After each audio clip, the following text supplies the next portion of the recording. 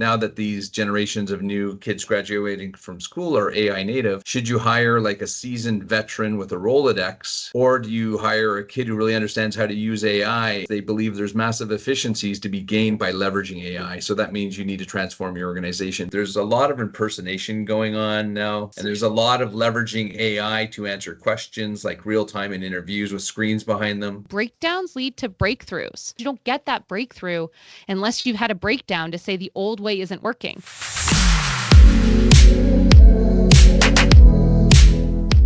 Hi, it's Daniel Kube here. This is our next discussion in executive discussions or conversations as part of our LinkedIn group and our newsletter. And today I am honored to have an old friend, but also an esteemed and respected colleague, Caitlin MacGregor from Plum. Caitlin's been CEO since the inception and founding of the company and has been doing some really great stuff in the HR world, which is really relevant and especially topical today in the high levels of rates of change related to AI and transformation and the whole world stage changing. So the skill sets that people need and have now are going to be radically different from the ones that they need to be going forward. And as evidence, I was at an event in Vegas a couple of weeks ago for the Chief Revenue Officer Summit. And a lot of the conversations were looking at, sales talent.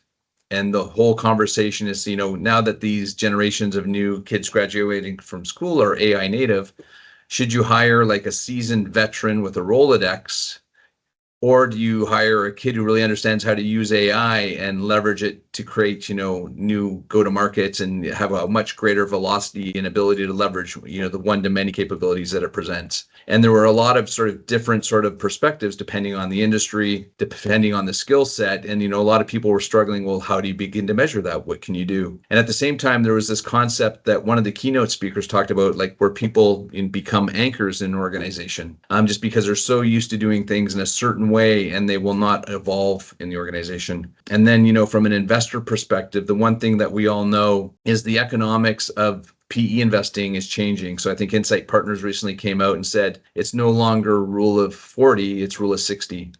So that means your gross profits and your growth rate have to, exceed 60, which is even harder. So that means that you have to get more out of every dollar. And the reason for that is they believe there's massive efficiencies to be gained by leveraging AI. So that means you need to transform your organization to have the talent that can begin to evolve and have that. So with that said, Caitlin, welcome. Thanks for joining us. I know you got a ton to talk about, but I'd love to get some of your perspectives on some of these topics. But maybe start off at the beginning when you and I met each other. I mean, must be long time ago. 13 years ago, just Yeah. about, maybe 12.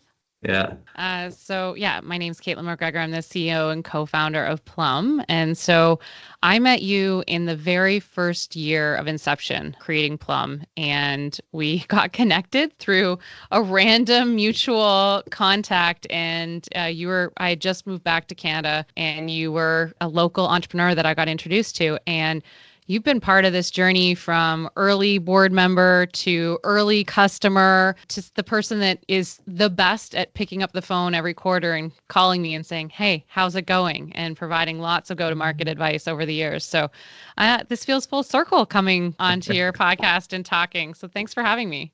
Yeah, it's kind of funny. The guy Caitlin's referring to had kind of an esteemed title. He was the former CMO of Kodak, and he's this big Texan guy, and he's on the speaking circuit. His name's Jeff Hazlitt, and he literally is 100 feet tall. But it's kind of auspicious being like the CMO of Kodak, because as we all know, they went into Chapter 11 and never survived.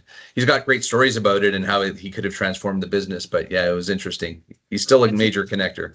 It's a good reminder. I mean, that's the pivotal moment that we're all in right now, is who's going to be the next Kodak, who's going to be the next Blockbuster that, goes bankrupt and gets replaced by Netflix. Like, we are going to 3 years from now look back and go, yep, they didn't adapt. They didn't innovate. They didn't, recognize that the game changed. And we're going to see a lot of companies not make it over the next few years. So it's an apt time to be really talking about it. You cannot sleep on this stuff anymore. Yeah. Caitlin, it would be great for you to talk about like the journey with Plum because I know it's evolved a lot. There's a lot more bells and whistles than when I knew it really, really well. And we've always used it because we hire globally and we want to have one ruler or benchmark to look at everyone with the same quality lens. And it's been really helpful in building our culture. But by the same token, like I wasn't thinking about someone's agility or ability to learn new things, or I don't even know what the AI metrics of scoring is now called, but I'm sure there's something. But yeah, maybe if you could comment on the evolution where it's going and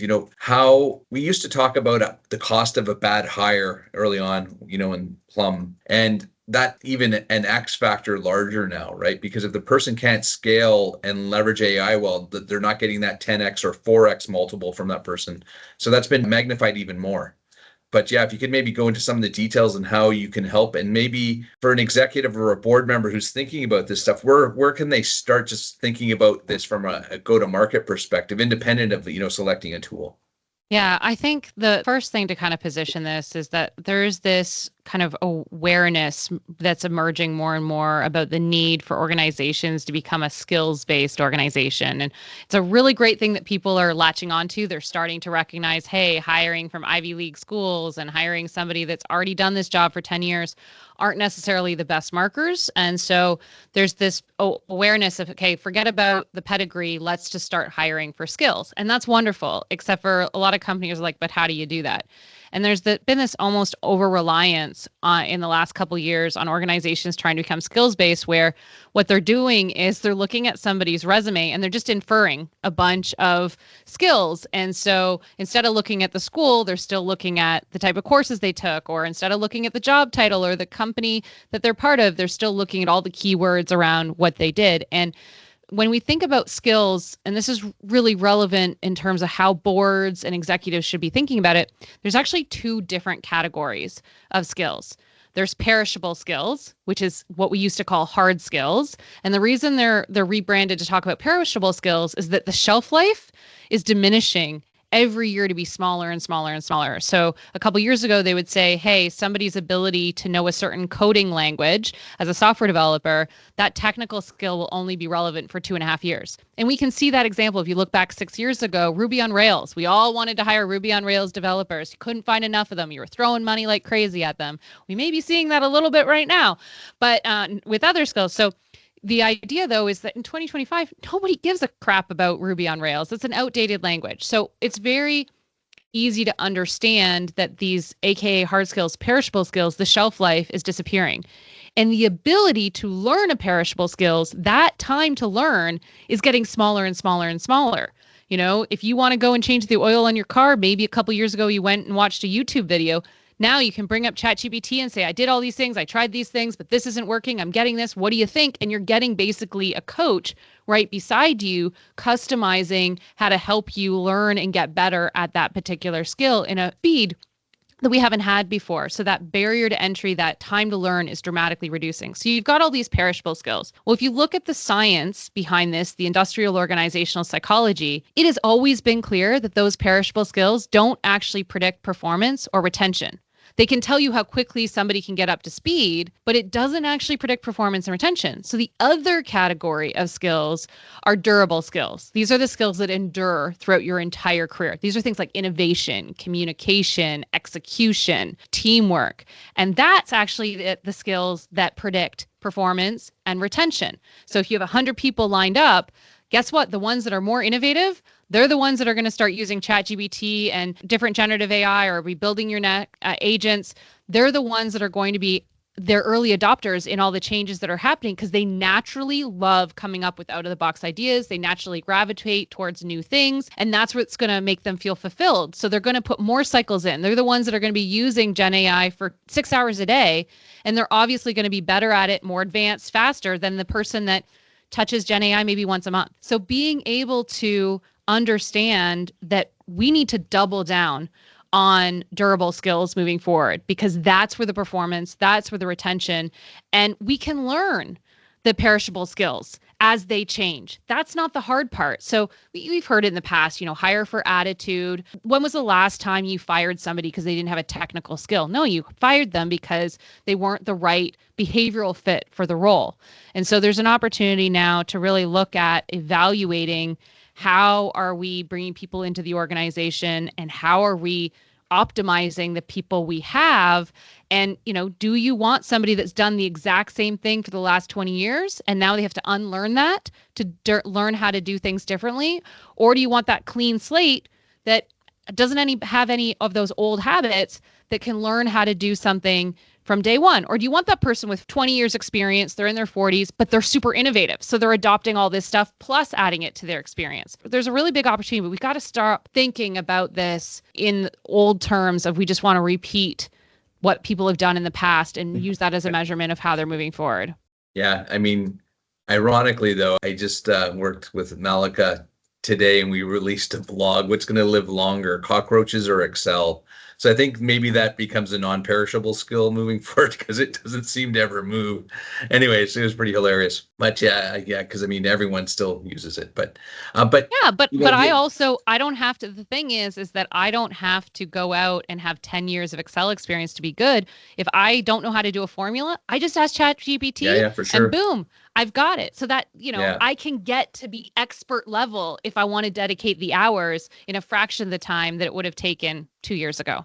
Yeah, for sure. And I mean, the other interesting point, so, we have two buckets of people. We have people inside the organization, and we have people outside the organization. And we also have this radical performance improvement of people's outputs leveraging AI, right? So, these are a whole bunch of forces. So you're probably going to be hiring less roles coming in. You're trying to figure out, what do you do with your people who you currently have? And this is also very industry specific, right? Skills trades are still going to be skills trades for the time being, because robotics are not there yet.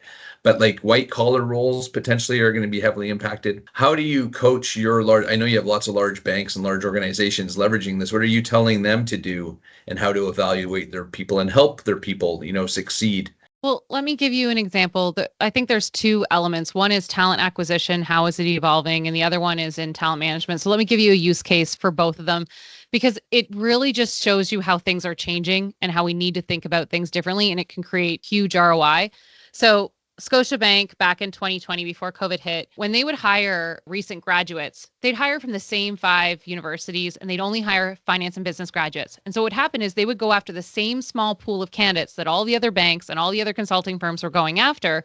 And they would often lose out on a lot of the bidding, because the consulting firms could pay more. So they got sick and tired of that. And they said, okay, let's go where our competitors aren't. Let's think about this differently. And they eliminated resumes entirely for all their co-op and campus hires, all their recent grad roles. And instead, people would apply with their Plum profile. So we would assess these durable skills, and they would be matched to the roles. So a single candidate would come in, they'd take a 20, 25-minute one-time assessment that would talk about what drives and drains them with durable skills, and then they'd be matched to 14 different jobs. And so Scotiabank would say, hey, this person's a 35 match for commercial banking, for a financial analyst, 35 match for a financial analyst, but they're actually a 95 match for commercial banking, because they have, they're driven by execution and decision making and innovation. And these are the durable skills that we need for success in that role. And so the great thing is that as a result, 40% of their hires are STEM and arts backgrounds. And they're now hiring from 33 different colleges and universities, and they've increased their hiring of underrepresented minorities to 60%. But with all this, they're screening in all these people that didn't go to school for finance, didn't go to school for business. They're screening all these people. They doubled retention, and they were able to have an ROI in 7 months to pay back the initial cost. So everything past that for the last, 4-5 years has been all profitable returns for them. So the reality is that we have to change the metrics and recognize that if we can start looking at who are the people that are going to perform at the highest level, then when we go to learn on the job, when we go to upskill, when we look at the jobs changing, we're at least dealing with the right potential in the first place. Then you take that over into talent management, and there's different ways of looking at it. We have one customer that's looking at it to say they want to understand where everybody's strengths in the organization are first and foremost, and they do it. The value prop to the employee is professional development. You're going to develop greater self-awareness about what drives and drains you. You're going to have better self-awareness about your durable skills. We're going to be able to provide development recommendations, career trajectory type of navigation suggestions. You are going to have all this data that you own and take with you throughout your career. But what the company gets in return is they start to be able to understand where are the early adopters inside the organization? Who are the ones that are naturally going to gravitate towards AI tools? Then who are the fast followers? So you can have those innovators up front, the early adopters, throwing 100 pieces of spaghetti against the wall to find the 3 that have a real business ROI for the organization. Then take those 3, then go find the ones that are great at creating process, go find the people that are great at communicating the strategy, and then bring in the early adopters to run with those 3 new things. And then by the time the early adopters have tried out these new ways of doing business, those laggards that have been resistant and to change, it's de-risked. They're no problem coming along. So you don't need to take a one-size approach when trying to transform the organization and trying to, bring in innovation. You can start with your early adopters and then move throughout the organization based on where you're going to get the least amount of resistance. So having this data, for me, it's like putting on a pair of glasses. I don't know how people run a business without this data on their candidates and employees. Have you cross-referenced the generational impact across that same story? So imagine those buckets you just mentioned, like the innovators, the laggards. So you still have some boomers, you have lots of Gen Xers, and you have lots of millennials and now Gen Zs. And the further we go up the chain, the more sharing oriented they are. There's probably a maximization model. You want an innovator who's a Gen Z because they're going to train more and more people and bring more people online. Is there any truth to that, or is that just speculation? So we don't see, if you take the entire population, there's not more innovative people that are driven by innovation that are 20 than what are 40. What you do see happen, though, is in large bureaucratic organizations, a lot of the innovative older people have left and gone into other types of businesses. But 20-year-olds may not be self-aware and recognize that they are not going to enjoy a more rigid, slower evolving organization. So you have an opportunity to screen in and bring in more of those innovative people versus, people that are in their 40s that it's going to be really hard to attract really innovative people late or in their career into a large bureaucratic organization and for them to feel fulfilled. But you can kind of fool the young ones when they don't know better and bring all the innovation that way. So you can create a bigger mix within your organization, but statistically, there aren't more, innovative people in their 20s than there are in their 40s or 50s. It's just about where they've gone and maximize their own talents in their career. So, and one of the things we're struggling with, because we do a lot of online hiring and recruiting, and I've heard this story across my peer group. There's a lot of impersonation going on now. Yes. And there's a lot of leveraging AI to answer questions like real time in interviews with screens behind them. And we've seen some of that ourselves. How do you combat that? So the biggest thing is, when you post a job right now, you can, as a small business, you can easily get 300. We've seen small businesses get we've seen people get 1,000 or 2,000 people within a span of a week, even for an SMB putting a job up online. So the first thing is you want to screen in and shortlist who is worthy of your time and attention. The problem is that by the time they get to an interview stage and they're using all of these techniques to game that interview, you've already said no to 90% of the applicants. So the first step is, are you even reviewing the top 10% of your applicants, the right 10% in the first place? Because that's step one. And so if our data is 4 times more accurate than a resume at predicting on-the-job success and performance and retention. And so, we advocate match them based on the behaviors, those durable skills first, because that's most predictive. Then from your shortlist, then you're going to start looking at some of the other data to decide who comes in for that structured interview. The reality is we have structured behavioral questions. So you're getting them to answer the things that they say that they're driven or drained by. They're having in real time to answer those questions. And then you're layering on, how much on the job training are you going to have to give them and things like that. But you've already eliminated kind of the people that aren't going to be the strong fit. Could in that maybe 10 people or 5 people that you're interviewing, one of those people get through? There are some techniques that you should be looking for. A lot of those, not all, but a lot of them are intentionally coming from people that are being hired overseas outside of Europe and North America. There's very specific conspiracy theories that say there's real government interaction to try to get, I don't know how much truth there is, but there is something about, I would be more cautious of hiring in outside of kind of the main credible countries that we have a lot of ways of kind of doing background checks and checking on. The other thing is that, be very careful of filters, like ask people to take their filters off. There's no reason why you can't ask them to do that. There are things now So that what do you mean are by filters? Like share their screen kind of thing, go on camera? yeah. So like some of the filters are changing their face. It's Oh, no way. Sorry, I didn't realize allowing for that. people to Wow. be in the background to maybe be like prompting them and stuff like that. So just actually removing all filters is another step. But I think the most predictive component, though, needs to be let's start hiring and interviewing for durable skills first. And with the Plum assessment, there's no right or wrong answer. There isn't a way to game or fake it. We've been able to have this third party certified. It's fake proof in that you complete one Plum profile and it's matched to every job out there that is using Plum. And so if you try to say that you are really strong in something that you think is important for the job, you're going to say something else isn't important. It's forced choice. And you may be sacrificing something that's really critical. So we've designed the assessment itself so that you can't fake it because there's no right or wrong answer.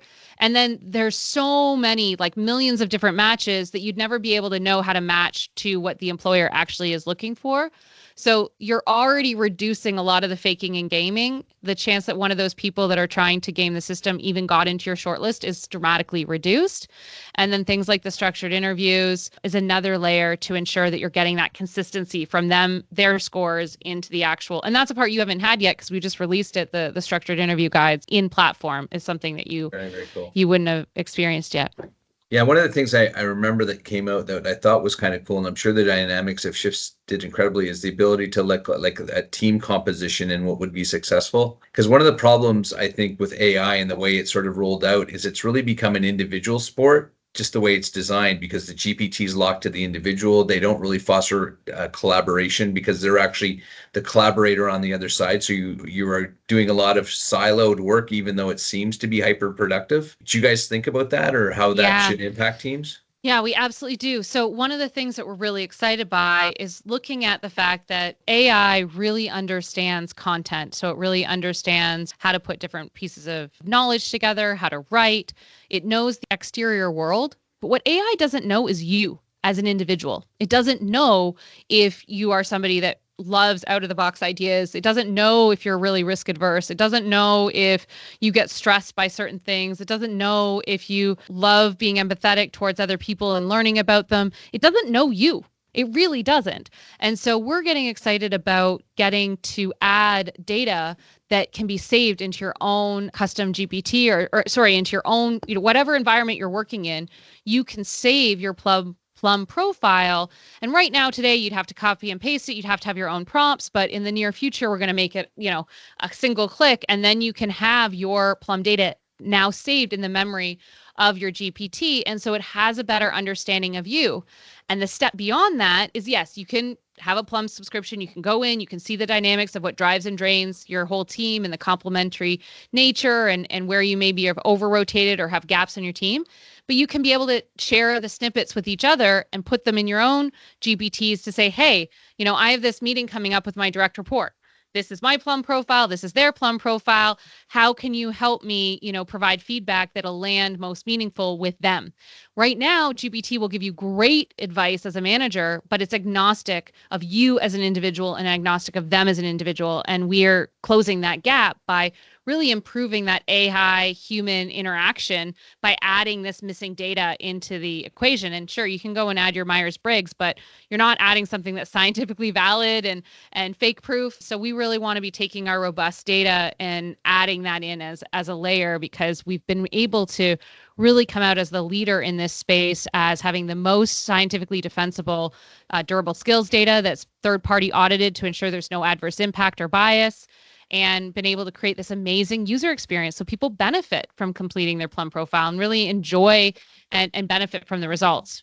I loved, you've accomplished some amazing things with the company and you have some great co-teammates. We're your big mentors, and you've had some great board members and people who've helped you along the way. You've been part of some cool accelerators. You've been in some amazing conferences.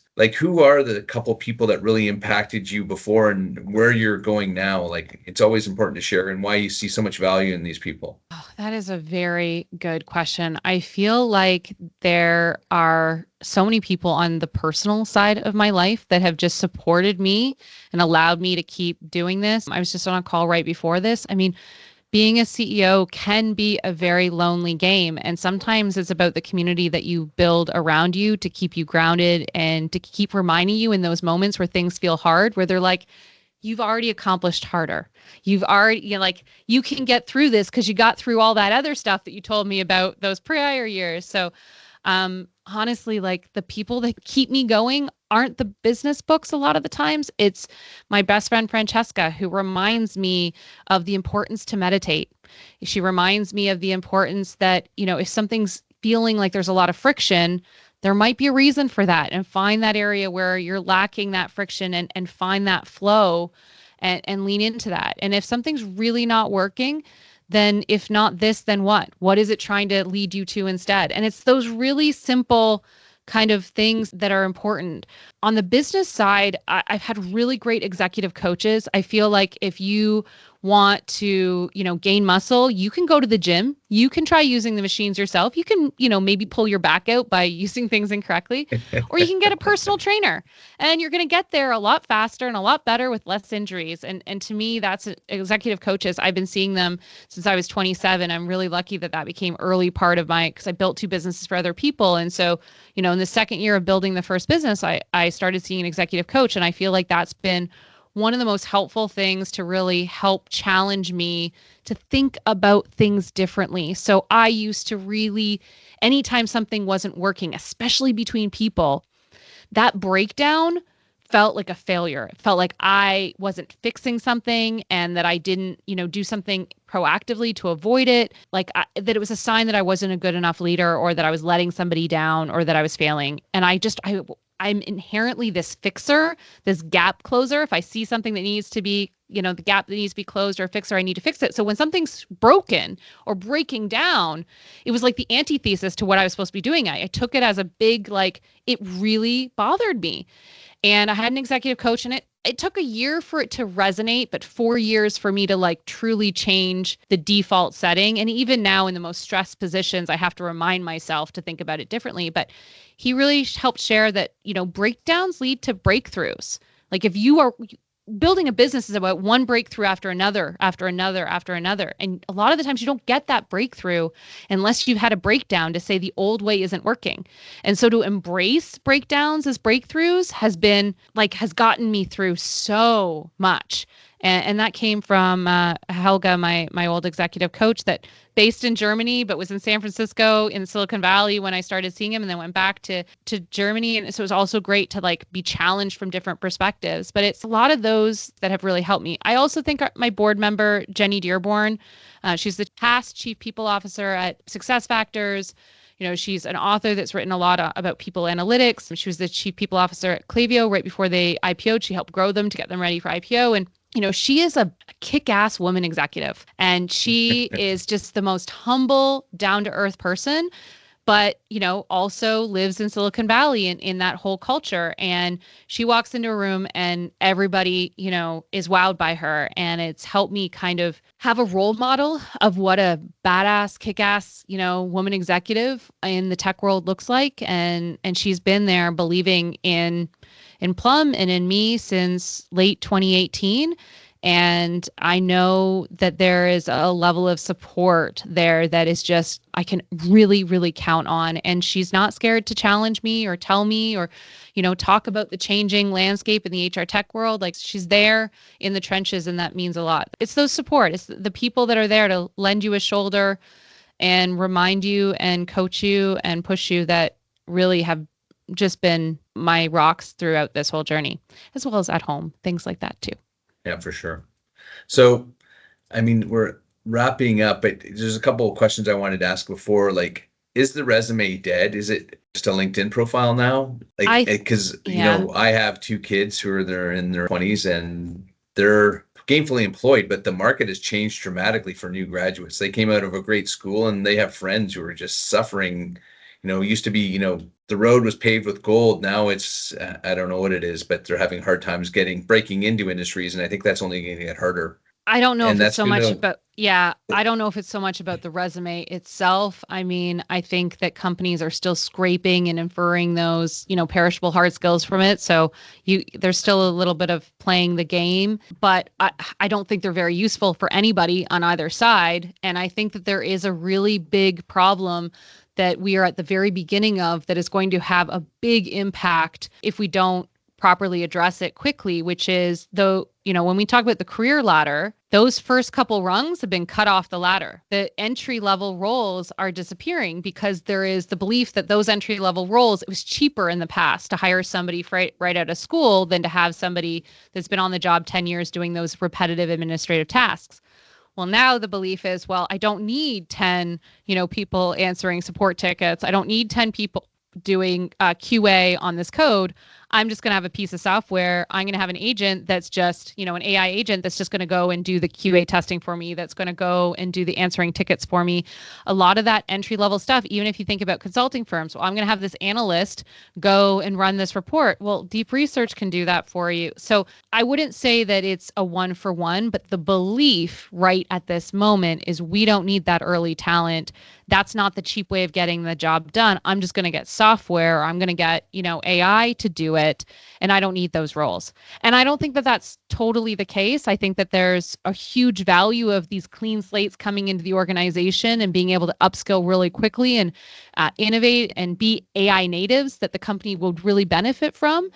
But that's not how they're being seen right now. And so I think over the next 3 years, we're going to have people with really big career gaps while we figure this out. And then what's going to happen to the 27-year-olds that have been unemployed for the last 3 years? What's that going to do when we finally get our crap together and realize, oh, we need these people in the workforce after all? It has the risk of really damaging a lot of careers and changing our economy if we don't get this right. But it's not the only area. I mean, there's a lot of stuff just saying that the workforce in general is going to shrink in terms of the amount of workers that companies think they need. And so what's going to happen to those other people? And so one of the best things to be thinking about is encouraging your kids to be entrepreneurs. Go out and start your own business. Like, yes, you could get paid 60, 70, 80, $90,000 a year, or you could go and build a business to pay yourself that. And that might be the best interim thing while the economy is shifting and we're figuring things out. In closing, I'd love to get your thoughts on who do you follow to keep yourself relevant? Because to your very last point, the answer is still not clear how the best way to handle and shape this sort of new ladder. And it is dangerous for an organization to continue to hire the old way, given the new sort of rule of 60 realities, or that's the expectation for certain industries, especially like tech. Who do you think is getting this, or really starting to think about how to figure this out and the benefits to a corporation and the risks? I was like, what is this newsletter called that I follow all the time? I'm on a bunch of different aggregate newsletters. One of them specifically like an AI Academy one, where it's always coming out and talking about different ways that AI is being leveraged in practice. And they offer training around it. And I don't sign up for the training, but it prompts me to be like, oh, yes, I should think about using it this way. And then I can go off and do that on my own, or encourage my team members to be doing it that way. So a lot of it is that I'm on a lot of different newsletters. So what I'm getting are these micro doses of different thoughts. It's the same thing when you go on LinkedIn and you look at your, the thought leaders in your thread, you're hearing these ideas pop up. There's a lot of HR tech podcasts that are really good at diving into this, but a lot of this is actually looking at customer feedback and customer conversations and seeing the impact, seeing that, how things are shifting, and seeing, unfortunately, mistakes that are being made also, where certain things are being over rotated or over prioritized. And there is you can see it by just following the markets. Large enterprise companies right now, and it probably has to do with rule of 60 more than ever, is I'll use the example of SAP and Workday. So SAP, which SAP.io was an investor in Plum in 2018, right before we did our seed round in 2019. And they were all in on differentiating from Workday through innovation. So they wanted a marketplace. They wanted to invest in startups. They held a whole fund to invest in startups. And it was all about they were going to out-innovate their way to the top. And they bet on that strategy for a good 7 years. But last year, and they've been moving more and more back to their German home base, but When you look at the profit margins between SAP and their direct competitor, Workday has higher profit margins. They're more profitable. So when you're competing for stock, you want on the stock market people to buy SAP stock over Workday stock. Workday was winning out because they had more of that profit than SAP. So SAP has been on a rampage for the last 2 years that the only metric that matters is improving their profits. That's it. So they cut SAP.io, their investing arm, they cut the innovation. That's not the priority. It's all about improving margins. You see these massive, massive layoffs by tech companies, and it's not because they're burning money and like they're not profitable. It's that they're all trying to increase the amount of profit that they're having right now. And that just is the wave right now. And who knows, we might be back 2 years again being like, never mind. We need to innovate again. We need more bodies. We need more people. Like, we just don't know. But it's really obvious when you're in the thick of seeing people we were so close for 3 years where HR was finally, COVID made us realize that if we don't have humans in the office being productive, we have no company. So we spent 3 years, 2021 through 2023, caring about the human behind the work, caring about, potential and about supporting people and ensuring that they were thriving. Well, I can tell you the last 18 months, 2 years, they're back to being cost centers and just cut. I don't have to follow anybody. I'm seeing it plain as day from what's happening in the market and the buying decisions that are happening and how other things are being prioritized, like forcing people back into the office 4 days a week. That's what HR's job is right now. Force people back into bums and seats. That's ruling right now. And that to me blows my mind, but that's what's happening. Well, this has been awesome, Caitlin. And in closing, I think Plum's awesome. It's helped us a ton as an organization. And I'm really interested in understanding how it can help a larger organization mitigate and navigate this new AI, like in the pre-hire and also more the assessment of the talent you have in the organization. So do you have anything on your site that can help people look at that kind of stuff? Do you have any white papers that cover this off well, or? All of this. So a couple things is everybody can complete their own Plum profile at no cost. It's completely free for individuals. We make our money off of the employer wanting to match people to roles and understand the data on their candidates and their employees. So individuals can get this data for themselves. So they just go to plum.io, plum.io, and they can complete their own Plum profile. It takes about 20, 25 minutes, untimed, and you get this huge report back that really helps you understand and develop that self-awareness and gives you recommendations for your career and recommendations for development. The other places, we have lots of resources. We've ungated everything. It's all about getting found by ChatGPT now. So everything's ungated. You don't even have to leave an email address. You can just take it. And then I do a lot of these. So now I have a Spotify, of all the different podcasts talking about some of these topics more in depth that you can follow as well. Awesome. Well, we'll put it in the chat when we're done. But anyways, thank you very much. Thank you.